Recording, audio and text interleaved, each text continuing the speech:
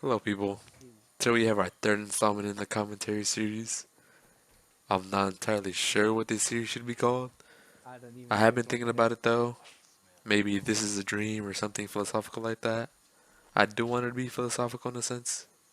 I want it to have some sort of meaning. I just don't want it to be too cheesy or too edgy. If you guys do have any suggestions on what this series should be called, do please tell me. Anything would help, to be honest. On the topic of philosophy though, today I wanted to talk about my two favorite philosophers. Starting off with Aristotle, the one of the most well-known philosophers. Aristotle was born on 384 BC in Stagira, an ancient Greek city. Not much is known about his upbringing other than who his dad was and who raised him. His life was kind of shrouded in mystery for the most part. Notably, though, at the age of 17 or 18, he moved to Athens and joined Plato's academy. Plato was another Greek philosopher. He eventually ended up becoming Aristotle's teacher. Aristotle, Plato, and Plato's teacher, Socrates, are three of the greatest Greek philosophers of that age, and not only of that age, but of all time. I can guarantee you, at least most people would be able to name one of them. Out of those three, to be honest, Aristotle to me was the most memorable, especially because his philosophies are the result of the knowledge he learned from other philosophers. Everything Socrates and Plato knew basically passed down to him, so his philosophies were more or less a combination of all of that. Aristotle's vast knowledge about many things, including physics, psychology, poetry, and politics, allowed him to create writings which greatly influenced the thinking of many and left a lasting impact that you can still feel to this day. In other words, he's basically a badass. One of his most popular writings was one titled The Politics. Many of us in high school did have the opportunity to learn about it in our history class, maybe around sophomore year. It depends on where, maybe when you took world history, I believe. It varies from teacher to teacher. I'm pretty sure everyone in Chaffey at least had the opportunity to learn about it. To sum it up, The Politics was basically a writing that pushed the importance of private property, the separation of politics and ethics, as well as shaping the conservative thinking. And that's honestly kind of crazy to think about.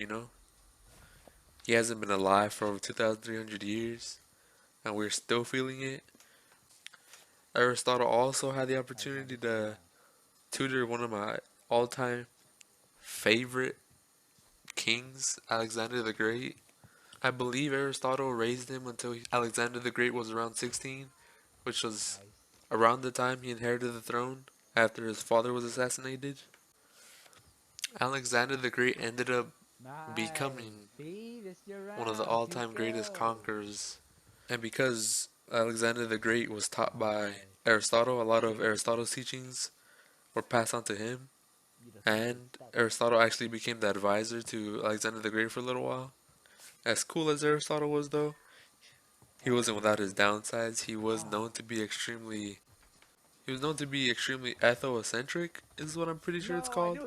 It's basically when he compared others based on his own beliefs and stuff. So if you didn't believe the same way he he believed you to be inferior. But to me, though, that kind of just shows his humanity. Aristotle had at least some knowledge in almost every single aspect of life, and that, in combination with the lasting impact he had, sums up why I thought he was so great. And moving on to my other philosopher I want to talk about, I guess it's really dependent on whether or not you want to consider him a philosopher. He did leave an extremely great impact, and he'd be Martin Luther King. For the rest of the video, I'm probably just going to be calling him MLK, so if you hear me saying MLK, it's me Martin Luther King Jr.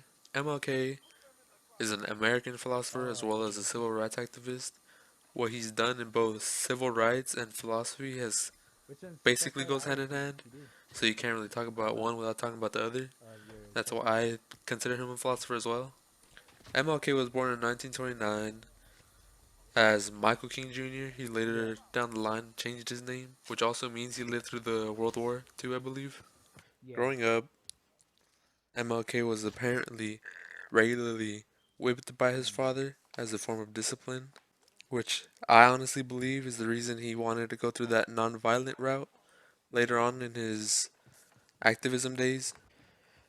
MLK openly denounced the use of violence even in times where he was putting his life in danger.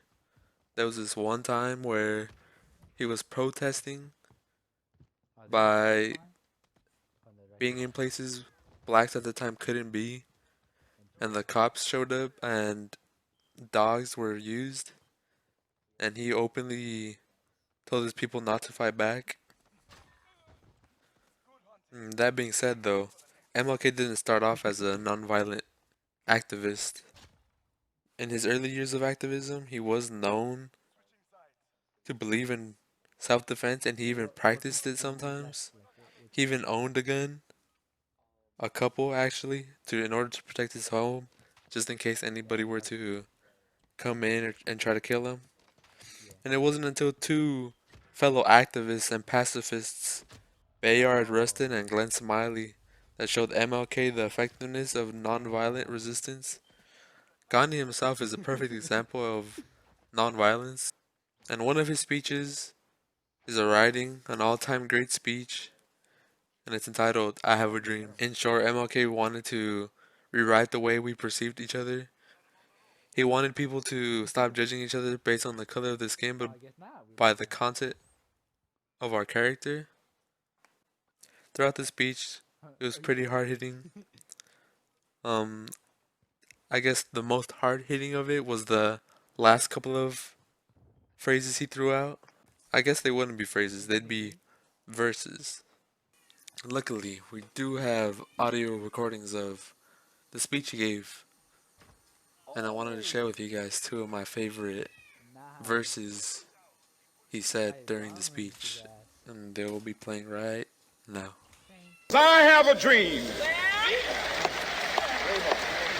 that my four little children will one day live in a nation where they will not be judged by the color of their skin, but by the content of their character. I have a dream today.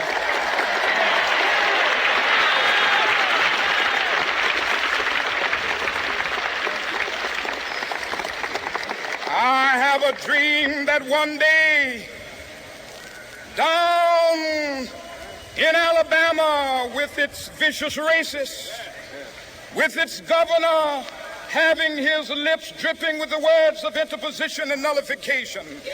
One day right there in Alabama, little black boys and black girls will be able to join hands with little white boys and white girls as sisters and brothers. I have a dream today.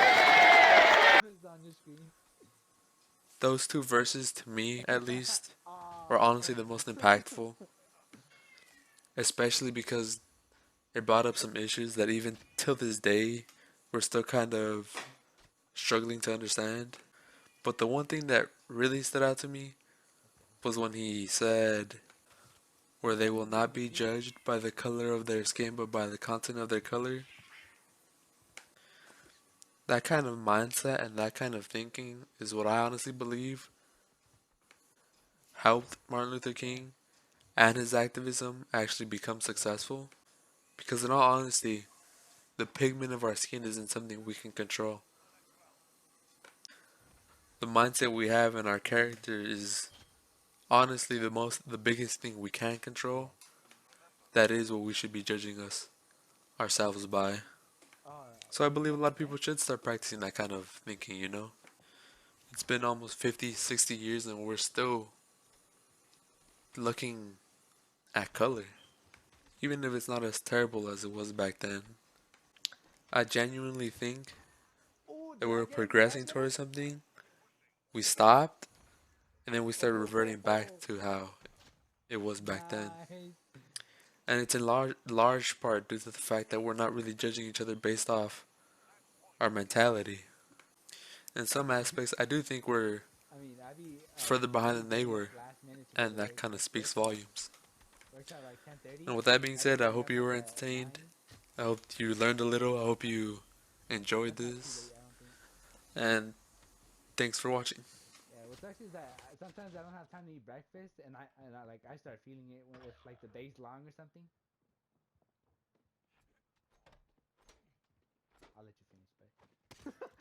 I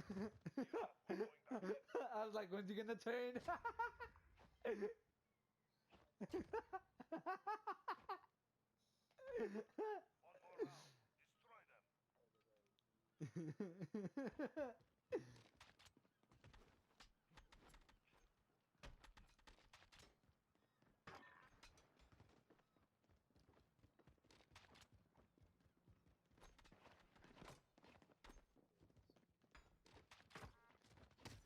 Oh, he got us both? Wait, what?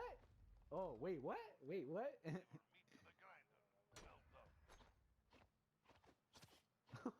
What the fuck? A shit show happened, I guess.